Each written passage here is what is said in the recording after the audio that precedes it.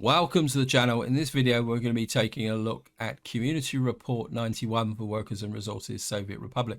This was published on the 30th of January 2024, and the main focus of the report is on the new buildings that have been added as part of a recent update which was published on the 26th of January 2024. So we'll just get straight in and read what the devs have got to say. It says, "Greetings, dear comrades of the Soviet Republic and all the fans of our game. Just a few days ago, we took another significant step forward towards completing the game by releasing version 0.9.0.11 to all players. This update includes all the features that we have discussed in previous reports, along with a few surprises not previously mentioned but noted in our changelog." And I think it's worth saying that all the buildings we're going to be looking at in this report are available in the stable branch, as they say, and you'll probably find them listed in the changelog. And I've actually gone into a save game and had a look at all these individual buildings in preparation for making this video.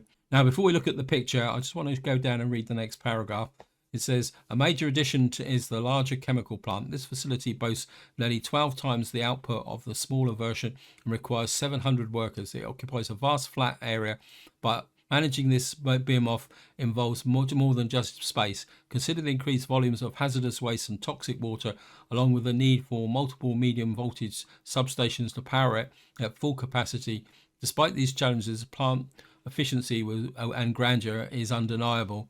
And the devs are not kidding with that description. So let's open the picture. Now, when you first look at this picture, it looks like there's actually 4 buildings in this across the center, but actually the 4 corners is the chemical plant. And to give you a reference is I measured this against 2 large fields, and it covers both large fields. So what that means is that if you're going to build this, you're going to need a serious piece of flat land, or be prepared to do quite a lot of leveling. And that's before you actually include the infrastructure, which is alluded to if you look on the left hand side. It's some pipes, because it does consume a lot of the resources. But having said that, bearing in mind that the old chemical plant often resulted in you having to build multiple chemical plants to be able to get enough chemicals to drive your industry. This, maybe investing in this would be worthwhile.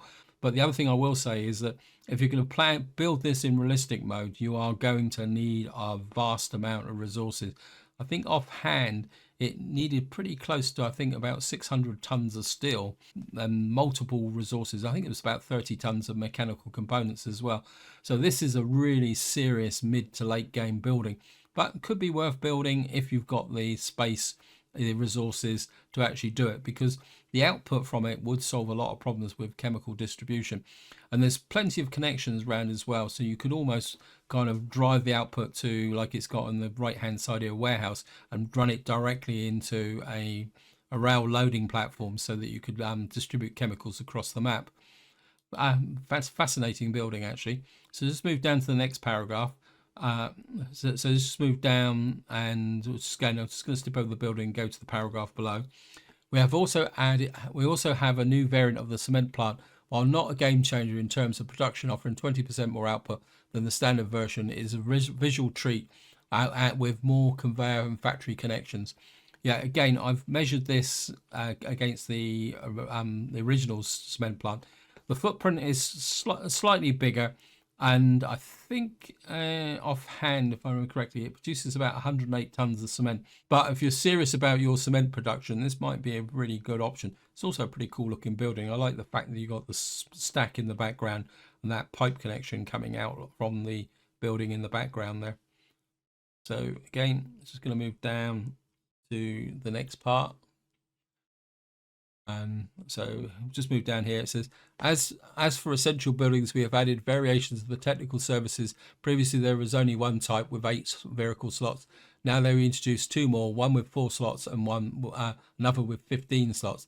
This should cover most scenarios, especially with the growing demand for waste truck services. And now I completely agree with that, because one of my problems with the current technical office is of 8 slots. It was restricted.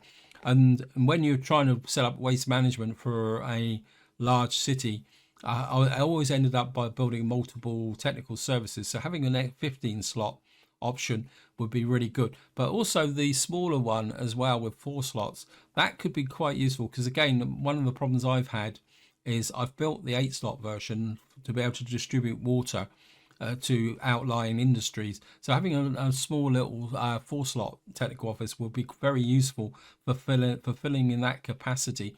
It's also could be quite useful if you were needing to put down snowplows or something like that in a more remote location, so you'd get a quicker build, and you can have that technical office kind of tucked away somewhere, providing the snow clearance capability as well. So we're just going to move down again. And this next one is one that I've been waiting for a very long time. And this is road cargo stations now come in different sizes too. Say goodbye to the one size fits all approach. We've added a smaller version with 2 loading bays and a large one with 6. The variety allows for a more tailored logistic planning of your Republic. Now, as I said, I've been waiting for this for a very long time.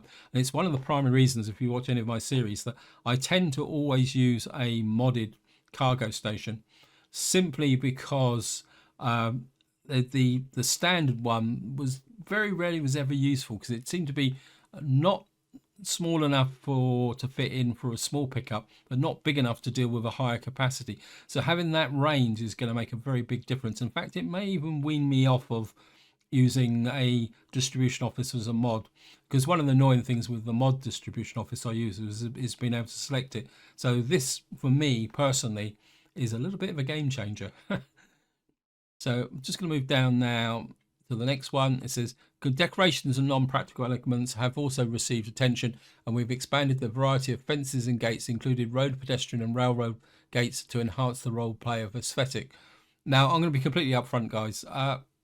I've not really done much with gates with respect to the game, mainly because with realistic mode, having to build them can be a little bit kind of annoying. But having said that, and looking at some of these now, the idea is starting to grow on me, especially this one in the back here, where you've got some kind of lifting areas, because you could build a compound and have an entrance like that, with this effectively acting as a guardhouse. So maybe the uses of fences and gates will start to grow on me. And moving down again, it says, in terms of beautification, we've added more fountains and bringing the total to 9 distinct styles. These can add a touch of elegance to your Republic and Republic spaces. Yeah, I must admit, these fountains look quite spectacular, especially this row one here with all the multiple cascades coming up.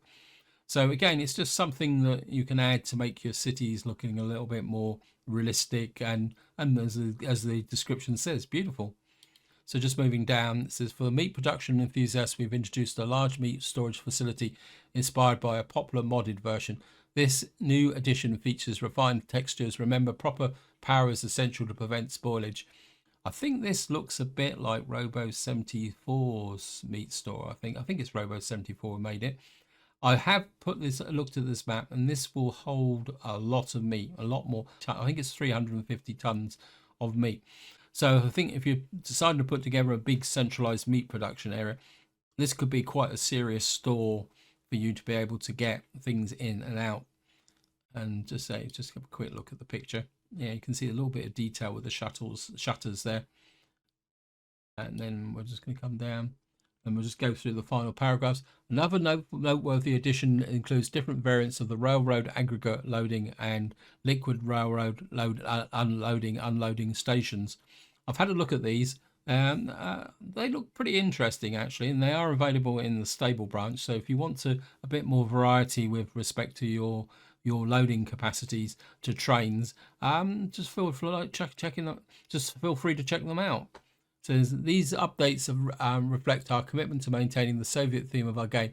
We focused on enhancing gameplay and providing practical variants, prioritizing utility over aesthetic diversity. This approach aligns with the centralized planning ethos of the game's world.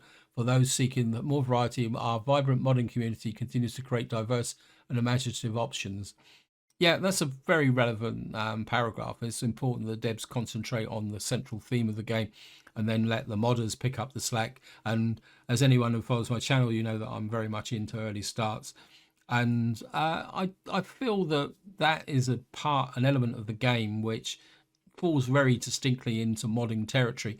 even if sometime in the future the developers decide to push the date back further into history. I think that from a building perspective, they don't really need to provide that much support. The only thing I will say is that there may need to be some more support from the perspective of vehicles, because there still remains some fairly large gaps in the early start. But I'm not saying that as a complaint, just as an observation. Right, so just to finish off the report, it says this report does not cover every new edition and highlights those which we find most interesting and useful, but we hope that you will enjoy discovering and utilising these new features in the Republic. That concludes our report. Enjoy the game and stay safe, and we look forward to sharing more updates in the future. Yep, a very interesting report. It shows the game's still going in the right direction, and I'm becoming more and more of a convert to the Soviet-style buildings that are available in the vanilla game. So this is where I'm going to leave it. Hope you enjoyed the video. If you've got any opinions, feel free to chuck it in the video description and we'll have a chat about it. But until next time, whatever you do, enjoy your gaming.